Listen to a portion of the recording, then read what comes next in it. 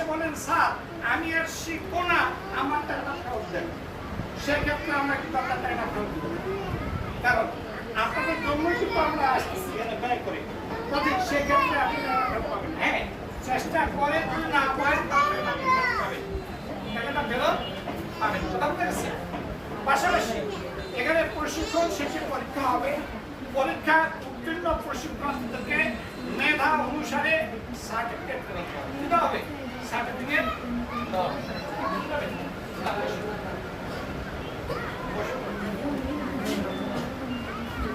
আমাদের এখানে প্রশিক্ষণের সময়সূচি দৈনন্দিন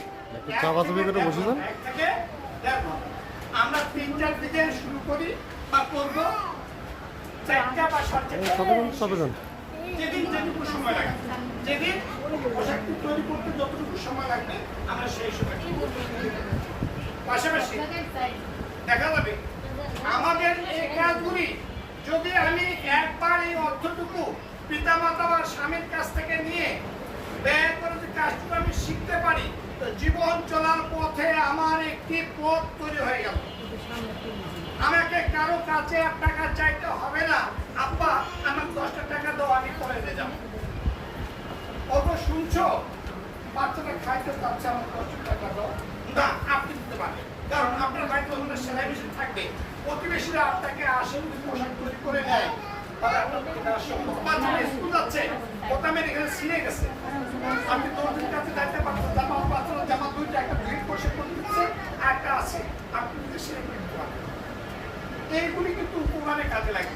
কাজে আমরা শিখে নেব। পৃথিবীতে মানুষ সমস্ত কিছুই যদি সে হারিয়ে ফেলে, নষ্ট হয়ে যায়, কেউ কেড়ে নেয়, বিদ্যা কেউ কারো কাছ থেকে কেড়ে নিতে পারে না, সেক্ষেত্রে আমরা নেব। আর সব ধন দানে কমে, বিদ্যা ধন দানে বাড়ে। আজ পর্যন্ত কোনো মাস্টারের বিদ্যা শেষ হয়ে যায়, স্যার এক স্কুল থেকে আসছেন, ওখানে এতদিন পর্যন্ত দান করছেন, এখানে আসে দান করতেছেন, ওগুলো কিন্তু শেষ হয়নি। কাজে সেক্ষেত্রে আমি মনে করব যে মায়েরা আপনারা অবশ্যই এই কাজগুলি শিখবেন এবং করবেন। পাশাপাশি বলবো এই পৃথিবীর যাহা চির কল্যাণকর, অর্ধেক তার আনি আছে নারী, অর্ধেক আনি আছে নর। কাজে নারীদেরকে অবশ্যই ধার ধরতে হবে। আমি আপনাদের সময় নষ্ট করবো না, সেক্ষেত্রে আপনাদের সামনে এবারে মূল্যবান বক্তব্য রাখবেন।